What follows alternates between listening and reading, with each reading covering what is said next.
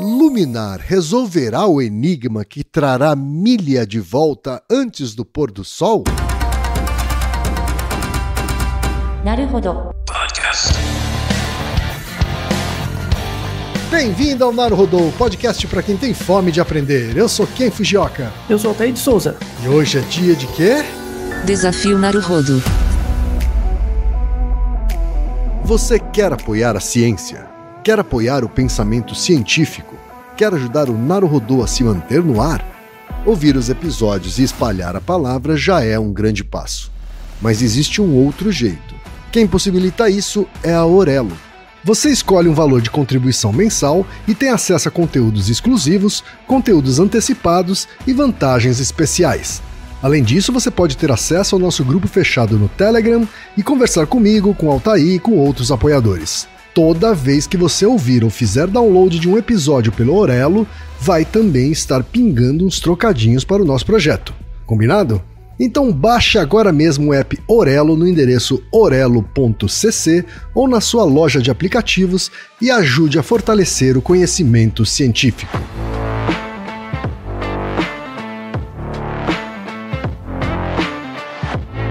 E chegamos ao momento Alura. Querido ouvinte, querido ouvinte.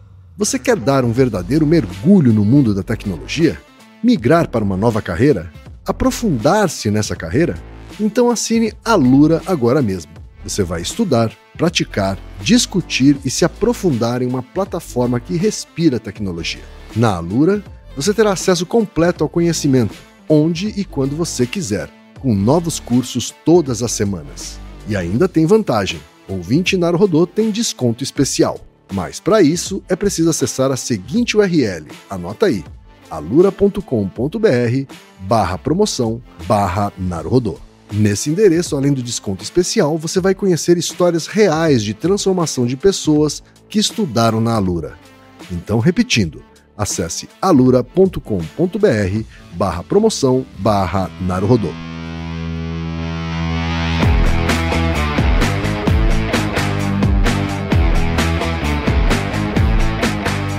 Altair, quem diria, chegamos ao episódio 400, Altair. 400, nem eu não faria a menor ideia disso. Aliás, eu tenho uma curiosidade. Eu não lembro se eu dividi essa curiosidade com vocês, mas com certeza com os ouvintes não.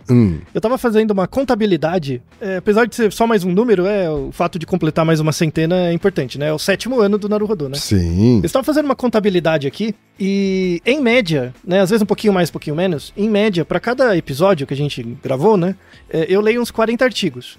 Uhum. Se você pegar... Só fazer a matemática, pega 400, multiplica por 40, dá 16 mil. Que doideira, hein, Altair? Então, você vê, eu fico surpreso, 16, assim, deve ser um pouco menos, eu vou colocar um limite inferior de 11 mil, vai. 11 mil artigos, é muita coisa. Que seja 10 mil, Altair, pra arredondar também, já que a gente tá falando de arredondamentos, é artigo pra dedéu, hein? Não, se alguém chegasse pra mim e falasse, em 7 anos você vai ler 10 mil artigos, eu não acreditaria. É exatamente a motivação de toda semana fazer um pouquinho, sabe? A consistência leva ao resultado, né? Sim, realmente isso. Sim. Agora, aproveitando, né, Altair, essa deixa, né? Sim. A gente vai estar tendo algumas mudanças na programação do Naruhodo aí. Sim. Nas próximas semanas. Tá, vou explicar para você, ouvinte, que é um ouvinte contumaz e frequente aqui do nosso podcast. Após esse episódio 400, a gente vai alternar episódios regulares, ou seja, de perguntas dos ouvintes, com entrevistas, certo, Altair? Na verdade tem um sentido duplo isso, né? Pra variar um pouco, né? Tipo, são 7 anos. É interessante variar, né? Todo problema também tem uma semente de solução e variação, é interessante. Né? Eu, com a minha parte biológica, sempre falo disso, né? Que seleção natural é variabilidade. Então tem que tentar variar, né? Pra se manter ativo. Isso, pra gente não ser extinto, Altair. Isso, exatamente. Ou não ser devorado por algo. Né? E tem uma outra coisa importante que é uma decisão editorial, eu acho. Dá pra tratar desse jeito, né? É uma opção, assim, ou a constância ou a qualidade. Verdade. Isso é um ponto de reflexão interessante, assim. Quando você dá um pouco mais de tempo, você consegue preparar um pouco melhor. As pessoas talvez não sabem, ou não imaginam, ou nunca pararam para pensar, mas cada episódio, simples ou duplo, mesmo simples, tá? Ele requer muito tempo de preparo, especialmente do Altair. Sim. Né? E uma das coisas que a gente estabeleceu desde o começo desse podcast é primar pela qualidade da informação. Exatamente. Imagina se, primando pela informação, a gente às vezes tem uma canelada, imagina se a gente não levar a sério, né, Altair? Então, o Altair, ele tem essa característica, né, de levar muito a sério, né, a fundamentação científica para a produção de cada um dos episódios, sejam eles simples ou duplos. Isso toma bastante tempo. O sujo falando do mal lavado, né, Kim? E assim, muito bem. Assim, a verdade é que a gente também precisa conciliar o Naruhodô com outras atividades, né? Mas a gente não queria deixar de estar presente na vida dos nossos ouvintes e das nossas ouvintes semanalmente, né? Uhum. Então, o que a gente vai fazer a partir do episódio 400 é ter algumas entrevistas que dá um trabalho de pré-produção significativamente menor, ao mesmo tempo em que a gente vai apresentar outras pessoas também interessantes, né, Altair? Sim, sim. Especialmente do mundo científico, né? Sim. Eu não vou aqui cravar que a gente vai falar só com cientistas, mas a gente vai falar com pessoas, né, que têm relevância na educação e na divulgação científica, né, e, claro, na própria ciência em si, especialmente do Brasil. E antes de tudo, compromisso com conhecimento. Isso é o requisito mínimo, né? Exatamente, Altair. Então, vem novidade por aí, hein, ouvintes? Isso. Espero que vocês curtam. A gente tá curtindo entrar nessa nova fase, mantendo a qualidade dos nossos episódios regulares, né? O formato de responder pergunta de ouvintes, tá? Sim. E trazer novas vozes da ciência aqui também para os nossos ouvintes e para as nossas ouvintes do Naruhodô. Com certeza. Tá certo, Altair? É isso aí. Dito isso, a gente vai então para esse episódio comemorativo. Todos os episódios, 50 em 50 episódios, a gente considera um episódio comemorativo, sim, porque para nós, pessoalmente, é o atingimento de uma marca importante. Com certeza. E como sempre, a gente vai começar com os e-mails dos ouvintes. Sim, temos e-mails muito bons nessa seleção. Verdade, verdade. O primeiro e-mail, Altair, veio do Carlos Eduardo de Melo Rodovalho, que é analista de sistemas de Uberaba, Minas Gerais, Altair. Isso. Triângulo Mineiro marcando presença aqui. Sim. E ele começa assim: olá Ken, olá Altair, primeiramente parabéns pelo podcast. Vocês produzem o melhor podcast do país, disparado. Acho que você está exagerando um pouquinho, Carlos, mas a gente agradece o elogio. Assim, se a gente está entre os 100 melhores podcasts do país, a gente já fica satisfeito. Tá? Poxa, tá bom, né? Tem tantos hoje em dia. Pois é. Tá? Sempre ouço na segunda ou terça pela manhã enquanto me arrumo pro trabalho e é incrível como o tempo passa rápido ouvindo vocês. Parabéns, obrigado, Carlos Eduardo. Estou enviando este e-mail, mas é para parabenizar o Ken Fujioka pela excelente história do caso do Kenneth Parks, do episódio 153. Sonambulismo tem cura. Meu amigo, você conta histórias muito bem. A história começa de maneira incrivelmente acolhedora, evolui com uma certa tensão e termina dramaticamente. Me chamou muita atenção a sua capacidade de conduzir a história com a voz cada vez mais interessante. Esse foi o primeiro episódio que a gente contou com a sua habilidade, Kane. Eu não sei se você lembra, né? Que é aquela história do Kenneth Parks que, num ataque de sonambulismo, matou os sogros. Assim, foi uma coisa terrível. Sim, eu não me lembrava que ele tinha sido o primeiro. Sim. Né? Mas, de fato, ali a gente caprichou na dramatização, né? Isso. Né? Contando também com o talento do Reginaldo. Graças ao Reginaldo, exatamente. Né? Que se você tira a trilha sonora, você vai ver como a coisa fica bem menos interessante. Tá? Então, assim, o sound design do nosso Reginaldo é fundamental nesses momentos de contação de histórias. Tá? E aí ele finaliza. Essa história, aliada com a sempre primorosa explicação do Altair, tornaram o episódio especial. Parabéns, muito obrigado pelo excelente episódio. Obrigado. A gente é que agradece, Carlos Eduardo. Quem não ouviu essa contação de história está no episódio 153, como o próprio e-mail do Carlos Eduardo mencionou. Que é um caso real, hein? É um caso verdade, real. Um caso real. Temos também o e-mail da Márcia da Silva, que diz o seguinte: estou aqui colocando a galinha para ciscar. Já agradeci a meu amigo que me introduziu à podosfera e agora é a vez de vocês. Antes, um pouco de contexto. Eu tenho depressão diagnosticada desde os 15 anos e tenho atualmente 37. Estou estudando na USP Leste em Educação Física e Saúde. Eu não fiz o ensino médio, fiz a prova do Enseja e passei lá pelos 20 e poucos. E também nunca tinha feito Enem. Fui fazer para experimentar e passei. Eu acredito muito disso ao Naruhodô e outros bons podcasts de divulgação científica que devoro, como Dragões de Garagem, Alô Ciência, SciCast e outros. Aliás, aproveitando para deixar um grande abraço para os nossos amigos do Dragões, do Alô Ciência, do SciCast e todos os outros podcasts de divulgação científica. Isso aí. De verdade, eu não vou me lembrar qual, mas teve uma pergunta que eu acertei especificamente por causa de um episódio do podcast. E atualmente tenho entendido melhor aulas de anatomia graças a vídeos do Pirula. Um abraço pro Pirula também, não, Thaí? Isso aí. Aliás, grande por Pirula. coincidência, a gente se encontrou os três ali numa casa de lamen, né? Isso. Há 2 semanas. Se tivesse combinado, não dava tão certo. É verdade. Então fica meu efusivo agradecimento ao Naruhodô, Ken, Altair e Reginaldo por me ajudarem a passar no vestibular e assim realizar um sonho de infância, a faculdade pública. Obrigado também por todos os momentos de parceria, alguns durante a insônia, sempre com muita qualidade em todos os episódios. Mesmo aqueles em que parece que não vai ter nada que me interesse, sempre tem. Um enorme abraço a vocês. A gente é que agradece e devolve esse abraço para você, Márcia. Muito obrigado. Temos também o e-mail da Priscila Viola, que é engenheira civil e é doutoranda na Universidade de Montreal, no Canadá, Altair. Sim. E ela diz o seguinte: olá, tô aí, Ken e Reginaldo. Esse e-mail é um pequeno desabafo e um relato de uma cientista acadêmica brasileira morando no Canadá.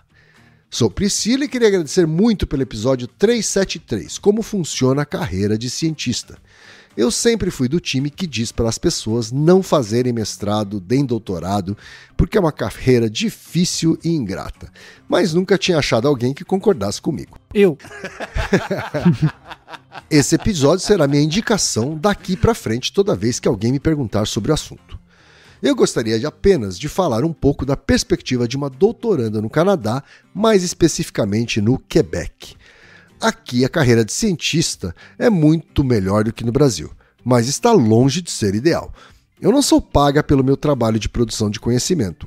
Eu recebo $0 para fazer o doutorado. Eu já recebi várias bolsas pontuais e prêmios por atividades extracurriculares, congressos, etc.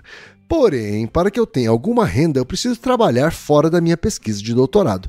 Eu trabalho sempre como auxiliar de pesquisa ou auxiliar de professor, ou ambos, mas o valor pago pela minha hora não é o melhor salário que eu poderia ter. As bolsas de doutorado existem, mas elas são raras e muito, muito concorridas. Se você não tira A+ em toda a sua carreira, é bem difícil de conseguir uma. Aqui no Canadá não é exigido dedicação exclusiva. Tem muitas regras se você é estrangeiro, mas isso é outro assunto. E o que acontece na prática é que o tempo médio de um doutorado aqui na minha unidade é de 7 anos. Isso é a média, muitos terminam com 10 anos. Os alunos que terminam com 5 anos geralmente ganham prêmios e tal. A verdade é que todo mundo trabalha fora e faz um doutorado em paralelo. Apesar de não receber pelo meu trabalho de doutoranda, pela produção científica em si, eu tenho excelentes perspectivas de trabalho fora da academia. Eu não preciso ser professora necessariamente. Aqui o mercado absorve muito bem doutores e com salários muito bons. E isso eu acho que é a maior vantagem em relação ao Brasil. A última coisa que eu gostaria de comentar é sobre o ambiente acadêmico em si. Aqui na minha universidade há muitas campanhas sobre prevenção e conscientização sobre assédio moral e sexual e sobre racismo. Eu já fiz mais de um curso de formação sobre como agir em casos de assédio. Eu, como aluna estrangeira e muito sujeita ao racismo, apesar de ser branca, aqui eu sou sempre latina, já participei de várias pesquisas e enquetes sobre como melhorar o ambiente para minimizar casos de racismo e tal. Aqui a licença maternidade ou paternidade não é contada no seu tempo de curso, bem como qualquer tipo de licença de saúde. Também tem muitas campanhas sobre conscientização sobre a saúde mental dos estudantes de pós-graduação. E, sinceramente, dá até um quentinho no coração de saber que esses problemas são levados a sério aqui. Bom, é isso. Queria só deixar aqui um relato sobre o mundo da profissão de cientista que está longe de ser perfeito, mas que aqui já está no caminho certo. Até mais e obrigada mais uma vez pelo trabalho do Naruhodô. A gente é que agradece você, Priscila, e que bom que no Canadá você está encontrando um ambiente menos tóxico, né, para fazer os seus estudos, né, e o seu trabalho como acadêmica de maneira mais decente, né, Altair? Não, eu concordo com ela. Eu acho que as pessoas não têm que fazer mestrado e doutorado. Assim, ainda mais aqui no Brasil. Eu concordo com ela. E que bom que tem alguém que concorda comigo. Ela falou isso, né? Eu respondo. Que bom que tem alguém que concorda comigo. É verdade. Mesmo estando no Canadá, né? Mesmo estando no Canadá, Temos também o e-mail da Yuri Nabeshima, né? Pelo sobrenome, na verdade, deve ser alguém descendente de asiáticos, né? Queridos Ken, Altair, Reginaldo, meu nome é Yuri, tenho 36 anos, sou advogada e moro em São Paulo. E sou uma grandíssima fã do trabalho de vocês. Ouço o podcast há anos e por muitas vezes ensaiei escrever para vocês para compartilhar minhas impressões ou apenas para contar alguma experiência pessoal relacionada ao tema abordado na semana, mas foi após ouvir o episódio 373 Como Funciona a Carreira do Cientista que finalmente tomei coragem para mandar um e-mail. Me graduei em Direito no Largo São Francisco da USP e logo emendei o mestrado em Direito Internacional com enfoque em Direito de Trabalho na mesma instituição. Ato contínuo, ganhei uma bolsa de estudos do governo japonês para aprofundar minha pesquisa sobre a discriminação da mulher no mercado de trabalho na Universidade de Tóquio, comparando o direito brasileiro e o japonês. Hoje, penso que talvez devesse ter esperado um pouco mais para iniciar a pós-graduação, mas não cogitava sair daquele mundo. Isso porque nunca fui de fazer amizades com facilidade, eu era a típica nerd que passava o recreio na biblioteca lendo sozinha. E encontrei nas arcadas um lugar que acolheu e me fez sentir pela primeira vez que estava entre os meus, seja lá o que isso significasse. Sempre tive uma relação de inexplicável amor e ódio com a academia. Por um lado, adorava ler, pesquisar, discutir, escrever artigos, participar e organizar congressos. De outro, me incomodava demais a situação de exploração a que os pesquisadores, mestrandos e doutorandos eram submetidos pelo professor e orientador. Dar aula no seu lugar, organizar eventos e simpósios, auxiliar na produção de coletâneas científicas, dentre várias outras situações, sem qualquer reconhecimento pelo sucesso do projeto ou sequer perspectivas de uma colocação oficial como docente. Nesse sentido, ouvir o Altair fazendo uma analogia da Odisseia foi para mim um misto de alívio, tristeza e epifania. Não estava sozinha. Demorei 2 burnouts para entender que conciliar minha carreira acadêmica e profissional, advogada em escritório de advocacia por motivos de boletos, estava me custando caro. E foi no auge de uma crise dessas que tive de ouvir de um professor de direito do trabalho que eu era fraca e que ele mesmo já tinha superado vários burnouts também ao longo da vida, que fazia parte do jogo. Foi quando entendi que aquilo não era para mim. Ou pelo menos não desse jeito e não com aquele orientador. Muito bem, Yuri. Não tem que engolir mesmo. De fato, isso não é para você porque não deveria ser para ninguém. Exatamente. Essa que é a desgraça. Tá? Espero que esse orientador tenha dores Meu, leva uma surra, uma camaçada de pau. Aterradores pra vida toda. Meu projeto é retomar o sonho de iniciar um doutorado sobre karoshi, morte por exaustão de trabalho, aplicada à sociedade moderna brasileira. Quem sabe depois de ouvir esse Naruhodô eu faço uma nova tentativa porque sou irremediavelmente burra, mas desta vez ciente dos meus limites e do que eu quero pra mim. Obrigado por esse fantástico episódio, vocês não imaginam o quanto foi importante pra mim. Desculpe o e-mail imenso, adoro vocês. Um bom e-mail. Yuri, a gente que agradece, não tem que pedir desculpa nenhuma, tá bom? O episódio 373 rendeu, né? Pois é, mexeu muito com muitas pessoas, né, Altair? Tá vendo? Temos também o e-mail da Ana Batuta, de Goiânia, e é designer gráfico. Ela diz o seguinte: primeiro quero agradecer todo o conteúdo de vocês. Sou ouvinte desde antes da pandemia e gosto de ouvir muito enquanto trabalho. Vocês são demais. Demais são nossas ouvintes e nossos ouvintes, né, Altair? Isso aí. Na semana passada descobri que tenho afantasia. Foi um choque para mim, pois não fazia ideia de que as pessoas realmente viam imagens em suas mentes, achava que era apenas uma expressão, um modo de falar. Daí fui pesquisar mais e lembrei que poderia ter um Naruhodô sobre o assunto e encontrei o episódio 296 e agradeço muito todas as informações. Só que depois de entrar nos links de referência, fui realizar o teste do site indicado, da Fantasia Network, e fiquei assustada com o teste mais profundo deles, porque descobri que eu também não tenho sons na minha cabeça e nenhuma voz que fala comigo, embora eu consiga pensar e eu tenha consciência de que estou pensando em algo, eu não ouço uma voz. Comecei a perguntar para todos os meus parentes e amigos sobre isso e todos disseram que ouvem uma voz como se fosse outra pessoa ao seu lado.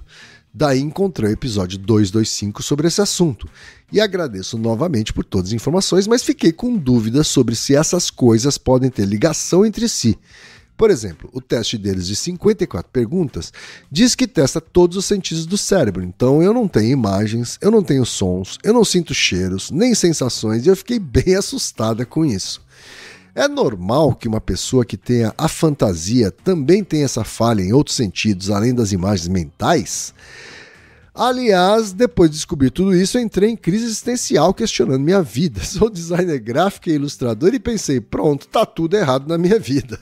Mas aí os episódios do Naruhodô me acalmaram muito e agradeço por tudo. E sou uma ouvinte fiel. Um grande beijo pra você também, viu, Ana? Altair, algum comentário aqui sobre o e-mail da Ana? Então, sobre o que ela comentou, que pessoas que não têm a voz na cabeça também não têm outras coisas, é comum ter essa associação, é comum. Você não é mais esquisito do que os outros, é algo assim. Mas no episódio 225 e no 296, a gente comentou, inclusive, de casos de pessoas que trabalham com arte, com tarefas artísticas e não tem nem imagens, nem voz na cabeça. E tudo bem, né? Você consegue se adaptar muito bem. Eu não chamaria nem de problema, é só uma variação mesmo. É uma variação diferente de uma área específica do cérebro que você consegue se adaptar durante a sua vida e dá tudo certo. Assim, você tem experiências diferentes do que outras pessoas têm e, na verdade, você pode abraçar isso e mostrar que você, do mesmo jeito que você pode sentir que isso é uma falta, você pode sentir também que é um superpoder, porque você vê um mundo diferente de outras pessoas e isso não incorre nenhum problema adaptativo, né? Tá certo. Parabéns, que você tem um superpoder, eu veria desse jeito. O próximo e-mail, tá aí, é da Débora Ampessan. Ela tem graduação e mestrado em Ciência da Computação pela Universidade Federal de Santa Catarina, graduação em Direito pela Positivo e recém finalizou a pós em Neurociência e Comportamento pela PUC do Rio Grande do Sul. Hoje é aposentada, já foi perita criminal federal na Polícia Federal a maior parte da vida profissional dela. Parabéns, viu, Débora? Muito legal. E ela diz o seguinte, inspirada pelo que aprendi nos seus episódios, escrevi meu TCC sobre dissonância cognitiva para minha pós em Neurociência e Comportamento. A dissonância cognitiva na era da desinformação, insights da neurociência na compreensão das contradições mentais. Além de inspiração e informações para o meu TCC, vocês me tornaram um ser humano melhor a cada episódio que ouvi. Acaso haja alguma forma de eu retribuir, estou à disposição para o que estiver ao meu alcance. Claro que a divulgação de vocês eu já faço para todos os meus amigos e quando surge alguma oportunidade, repasso os conhecimentos aprendidos. Muito obrigado e parabéns por vocês divulgarem um conhecimento tão importante. Altair, vamos agradecer a Débora, Altair? Claro, com certeza. Assim, como já são 7 anos de episódio, né, Kim? A gente vai ficando velho junto, né? Sim. Então, assim, uma das coisas que acontece quando a gente começa a ficar velho é que a gente começa a ter orgulho dos outros, sabe? É verdade. Porque a gente vai acompanhando e vê que as pessoas conseguem coisas, né? É muito interessante, assim, né? Eu vejo, por exemplo, que, sei lá, comecei a dar aula há quase uma década e meia. E agora eu já dei aula para centenas de alunos. Aí você vê que vários viram docentes, você vai na banca, eles já estão orientando alunos. Isso é bom, é ambíguo, eu devo dizer. É legal, é muito legal, porque você fica com orgulho das pessoas, mas é ruim que você vai ficando velho, né? Então, faz parte, né?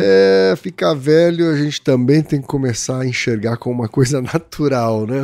Isso. Agora, participar, nem que seja um pouquinho dessas conquistas das nossas ouvintes, dos nossos ouvintes, sem dúvida nos deixa muito feliz, né, Altair? Com certeza, é muito legal. Então, um sinal de reconhecimento muito grande. Agradeço a todo mundo. Eu trabalhei por mais de 25 anos no mundo da publicidade, né? Antes de ter trabalhado mais alguns anos no mundo da tecnologia. E eu não me orgulho de nenhuma campanha ou trabalho de comunicação. Eu não me orgulho de nenhum desses trabalhos mais do que eu me orgulho de ter capacitado pessoas, de ter aberto portas, né, para que elas tivessem suas próprias conquistas, né? Sim, isso é muito legal. E temos também a última mensagem aqui, antes de entrar nas caneladas, da Bárbara, que é a ouvinte que mandou a pergunta do episódio 383, por que beijamos na boca? E ela escreveu só para dizer que era essa pesquisa que eu estava fazendo enquanto ouvia Naruhodô. E agora publicamos na Science, Altair. É verdade. A nossa ouvinte publicou na Science, Altair. Olha só. Sim. Só recapitulando, no e-mail do episódio 383, ela descrevia... o artigo que ela publicou na Science, junto com outro grupo, inclusive está na descrição desse episódio, é um artigo de modificação, usando CRISPR, modificação genética de plantas, para gerar tipos de madeira mais sustentável. Então é uma manipulação genética de madeira para gerar um tipo de madeira mais sustentável. Que é um trabalho fantástico. Fantástico mesmo, né? E ela estava fazendo doutorado, a pesquisa fora do Brasil, e aí ela comentou, tô fazendo aqui um trabalho laboratorial um pouco chato, assim, né? E aí eu fico ouvindo o podcast, e aí ela veio com essa ideia da pergunta, né? Porque beijamos na boca, mandou pra gente, e ao mesmo tempo estava publicando na Science, olha que beleza. Que beleza, hein? Muito legal. Olha só, acho que não tem uma relação causal, mas ouvir o Naruhodô te ajuda a conquistar seus objetivos. Você percebeu que não tem uma relação causal, mas o espírito do publicitário tá aí, não tá? É isso aí. Dá vontade. Dá vontade de criar uma causa, né? Vamos fazer uma campanha para virar causal. É isso. Esse episódio aqui a gente não vai deixar de celebrar cada conquista de um ouvinte ou de um ouvinte, certo, Altair? É claro. Vamos agora então para as caneladas, Altair? Sim. A primeira canelada, Altair, veio do Túlio Abud e do Henrico Barbosa sobre o episódio 384, Por que tomamos choque quando encostamos em certas coisas, Altair? E aí o Túlio Abud, generosamente fez uma thread no Twitter, né, para apontar a canelada desse episódio. E eu vou ler essa thread que ele fez no Twitter, que eu me nego a chamar de X ou coisa do gênero. Não, Twitter mesmo. E ele diz o seguinte: sou mega fã de vocês. Estou ouvindo o último episódio sobre por que tomamos choque e queria fazer uma correção na explicação do Altair utilizando o exemplo do cano de água muito comum nos livros didáticos. A tensão elétrica, ou DDP, diferencial de potencial, nesse exemplo, seria a altura da caixa d'água em relação à saída d'água. uma vez que quanto maior a diferença, maior a pressão com a qual a água sai da torneira, e quanto maior a DDP ou tensão, maior a quantidade de energia elétrica por unidade de carga em uma corrente elétrica. A corrente seria a quantidade de água que sai do cano a cada segundo, uma vez que a corrente elétrica é a quantidade de portadores de carga num fio metálico, são os elétrons, que atravessam um condutor por segundo. A bitola ou a espessura do cano seria a resistência elétrica e não a tensão elétrica, como se referia ao Altair, que seria a dificuldade da corrente atravessar aquele material, resumindo. Já a potência elétrica pode ser calculada como a tensão vezes a corrente, já que quanto maior a pressão da água e quanto mais água sai do cano, mais potente é meu encanamento, correto? Uma última correção. A tensão e a corrente são diretamente proporcionais, como mostra a primeira lei de Ohm, U igual a RI. Um abraço, amo vocês. Altair, como não amar uma thread dessas, isso, né, Altair? Pois é, não é muito bom? O cavalo erra, aí tem que corrigir, tá certo? Isso eu errava desde o ensino médio. É mesmo? Essa coisa de tensão, corrente, é complicado mesmo, assim, né? E aí, tanto o Túlio quanto o Henrico, né? O Henrico é do nosso grupo de apoiadores, né? Que também é engenheiro. E aí ele comentou, os dois comentários estão contemplados aqui na canelada, mais do que corrigido, com certeza, assim, desculpa pela confusão entre potência, tensão e corrente, faz parte. Não faz parte, tinha que ter estudado mais. Mas que bom que a gente tem ouvintes atentos, né? Que dói o ouvido na hora de ouvir certas coisas e avisa para corrigir, é importante. Tá certo, obrigado, viu, Túlio?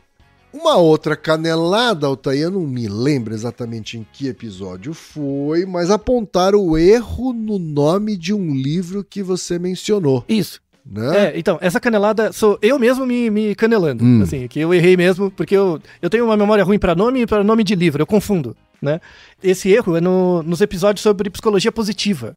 Né? Tá. Nos episódios duplo sobre psicologia positiva, no segundo episódio, eu estava falando de um livro do Durkheim, que é o Formas Elementares da Vida Religiosa, só que eu confundi o nome com Variedades da Experiência Religiosa, que é do William James. Não é o William James, o livro que eu tô falando é do Durkheim, Formas Elementares da Vida Religiosa. Aí eu pensei em um, falei o outro, mas está aqui devidamente corrigido, tá? Essa foi uma canelada que eu peguei. Perfeito, então, Altair. Vamos para os desafios? Isso!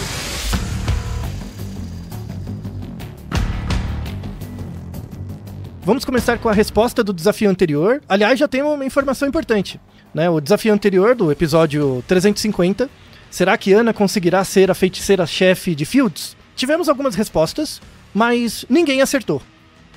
O primeiro episódio, de desafio que ninguém acertou. É verdade. Né? Sempre a gente tinha alguém acertando, né? E geralmente então, mais de um, né? Isso, nesse ninguém acertou, infelizmente. Daí eu escrevi uma resposta, né? A pergunta. Quem quiser ouvir de novo, né? O episódio 350, pode ouvir o episódio e depois bater com essa resposta. Mas resumindo, Altair, qual que era a especificação dessa pergunta aí? Será que Ana conseguirá ser a feiticeira-chefe de Fields? Então a história é assim, tem um reino e tinha o rei de um certo reino que chamava Zephyr, né? Ele foi atacado por um animal e foi envenenado. E aí ele iria morrer, né? Se demorasse mais do que um certo tempo. E aí a feiticeira, que é a Priscila, foi lá pra tentar ver alguma poção. E a Priscila tem 2 aprendizes, que é a Ana e o Paulo, né? Que são os aprendizes da Priscila. E aí a Priscila chegou pros aprendizes e falou, olha, a gente precisa de flores, né? Pra fazer uma poção para levar pro rei, né?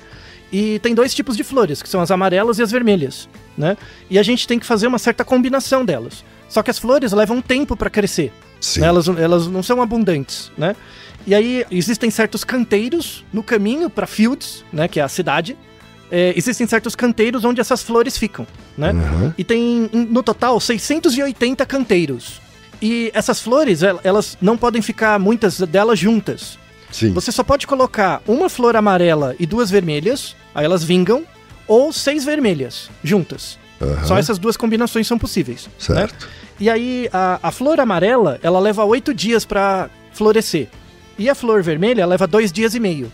E a ideia era você juntar, né, o máximo de flores possíveis dentro dos 680 canteiros para fazer a poção, né? Então você tinha que descobrir o número máximo de dias para que todas as flores fossem coletadas e você fizesse a poção. Basicamente a história é essa.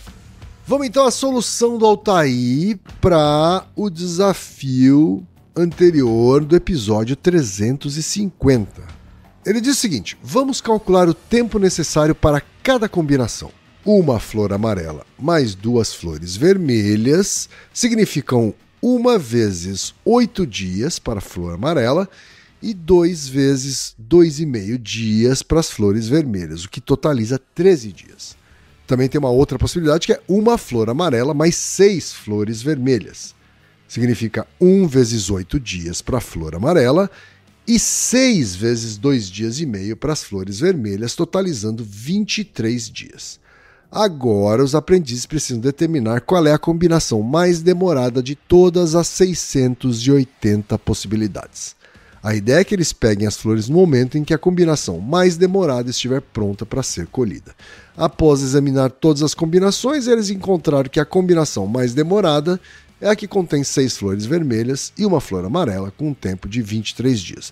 Portanto, o tempo máximo que eles têm de esperar para pegar as flores de todos os canteiros e salvar o príncipe é de 23 dias.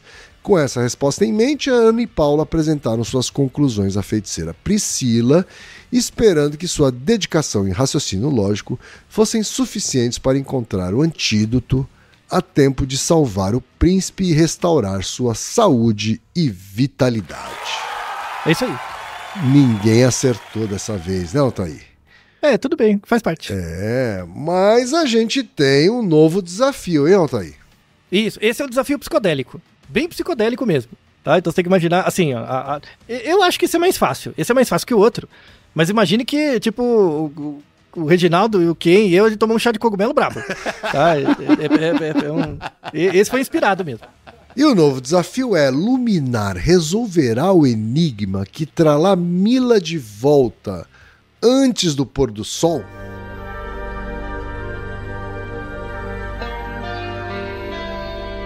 Nas terras encantadas de Psirênia, onde as cores dançam e os ventos sussurram segredos, vive um galo de plumagem cintilante chamado Luminar. Seu canto ecoa como sinfonias nas manhãs douradas, mas um dia um estranho feitiço lhe roubou a sua crista reluzente, deixando-o em busca de sua identidade perdida. Entretanto, uma preocupação ainda maior pesava sobre Luminar. Sua amada esposa, a gata Milia, atingida pelo mesmo feitiço, mergulhou em uma profunda depressão. Seus olhos perderam o brilho e a alegria que uma vez a preenchera desapareceu. A cura, acreditava-se, residia em um enigma cósmico, cuja solução era a chave para resgatar a luminosidade de Milia. Um mensageiro místico conhecido como Zéfiros desceu dos céus trazendo consigo o enigma. As palavras dançavam em espirais de luz e Luminar ouviu. No reino das possibilidades, onde o tempo é um rio fluido, Milia está imersa na sombra da tristeza por mais de 3 horas. Um antídoto é capaz de restaurar sua alegria, mas se for administrado apenas até 3 horas e meia. No entanto, esse antídoto é gerado a partir de uma máquina de raios que produz 2 doses do antídoto por hora sem falhar. A probabilidade de sua salvação reside na intersecção desses mundos temporais. Desvende a magia dessa chance. Determinado, Luminar empreendeu uma jornada pelos reinos matemáticos, consultando criaturas sábias e desvendando os segredos da distribuição exponencial. Uma fada dos números lhe sussurrou sobre a falta de memória da distribuição. Uma águia matemática o guiou através dos conceitos das integrais. Após desvendar os véus da matemática mágica, Luminar compreendeu que, na verdade, ele estava buscando pela solução errada. Compreendendo que sua cura estava nas mãos do destino e das probabilidades, Milia sorriu e Luminar entendeu que bastava a ele descobrir o valor da probabilidade de Milia ser salva exatamente no momento em que o sol beijava o horizonte, marcando 3 horas e meia após o início de sua enfermidade, visto que ela já estava há 3 horas enferma. Se ele chegar nesse valor e justificá-lo, Zéfiros entregará o antídoto exatamente com 3 horas e meia, tempo limite para a salvação de Milha, e ela será salva, bem como sua crista será recuperada. A sabedoria das probabilidades e o amor podem ser a chave para desvendar os mistérios da alma. Agora, querido ouvinte, é com você. Dado que Milha está há 3 horas enferma, qual a probabilidade de que ela receba o antídoto em mais de 3 horas e meia, dada a taxa de produção de antídotos da máquina de raios? Ela conseguiria ser salva em tempo hábil ou dependerá da solução correta de Luminar e da intervenção de Zéfiros? Envie sua resposta para podcast@naruhodô.com.br se você quiser se arriscar aqui, certo, Altair? Gostou do episódio psicodélico? Gostei muito, Altair, gostei muito. E como é um episódio mais do que especial pra gente, o 400, Altair, tô aqui Sim. me comprometendo a dar um presente pro primeiro ouvinte que acertar esse episódio. Altair. Esse sim, hein? O episódio psicodélico vale presentes. Vale presentes. De novo, não é tão difícil, assim, só ouve com cuidado e vai anotando que se você souber um pouquinho de probabilidade, você responde. Um pouquinho de intuição. Tá certíssimo, Altair. Então a gente vai ter agora o nosso hiato pequeno, né? De 2 semanas, provavelmente, só, de episódios regulares. Vamos ter entrevistas, mas a gente volta assim que o episódio duplo do Ig Nobel 2023 estiver pronto, certo, Altair? Isso. Exatamente, já avisando, o Ig Nobel, os prêmios do Ig Nobel serão dados na semana do dia 14 de setembro. Então, posteriormente, já teremos os episódios. Tá logo ali, né, Altair? É logo ali. Então, isso. É hora da gente pensar no futuro, reformular, mudar. África do Sul também não é assim, tão longe, é logo ali. É logo ali, Altair. Estaremos de volta muito em breve com os nossos episódios regulares, mas demos o aviso no começo do episódio, a nossa programação vai ter uma mudança e espero que você, ouvinte, curta isso tanto quanto nós estamos curtindo essa nova fase. Certo, Altair? Exatamente. E sempre agradecendo a todos por todos. Já são 7 anos, é muito tempo. Sem dúvida. Né? Se você parar pra pensar, é sério, parar pra pensar, 7 anos atrás, os primeiros episódios a gente gravou no seu tempo de agência. Foi dentro da agência. Eu ainda tava lá, mudou, né? Já planejando a minha saída e tal, mas começamos lá. Nossos episódios eram bem mais curtos, né? Isso. Menos elaborados, né? Não tinham a profundidade, inclusive, que você gostaria de ter desde o primeiro episódio, mas rapidamente a gente migrou para episódios mais longos, mais aprofundados, com mais referências científicas, e isso dá trabalho. Mas veja o quanto a gente mudou nesse processo também, né? Sem dúvida. Passou tanto a gente quanto os nossos ouvintes. Então é legal ver esse processo estocástico, verdade. De estados acontecendo. E a vida é feita disso, né? De você, de tempos em tempos, parar, olhar pra trás e falar, nossa, quanto eu andei. E se eu não tivesse olhado pra trás e recalculado, eu não perceberia o quanto foi feito por nós, né? Nós 3, na verdade, incluindo o Reginaldo. Com certeza o Reginaldo mudou bastante também nesses 7 anos. E todos os nossos ouvintes. Quero deixar aqui novamente um obrigado muito especial em meu nome, em nome do Altair, em nome do Reginaldo, para todas as ouvintes e todos os ouvintes do Naruhodô, e em especial aqueles que nos apoiam mensalmente. Com certeza. Saibam que vocês ajudam a viabilizar esse podcast, cobrindo custos de produção, custos de hospedagem, os custos relacionados à dedicação e preparo dos episódios, né? Ninguém aqui tá aqui para ficar rico por causa do Naruhodô, né? Nem eu, nem o Altair, nem o Reginaldo vão ficar rico com isso. Não é atividade não é atividade primária nem secundária. Mas a gente agradece demais cada pessoa que está nos ajudando, né? Com certeza. Seja financeiramente como apoiadora, né? Seja passando para frente a palavra do podcast Naruhodô e da divulgação científica. A gente precisa disso cada vez mais. A gente precisa melhorar nisso também cada vez mais, porque a febre de fake news não é uma modinha.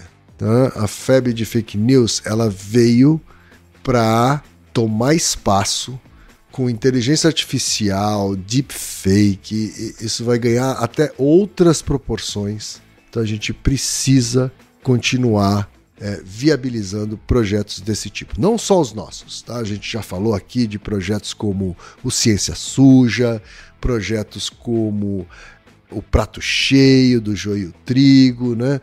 Todos eles, né? E muitos outros, né?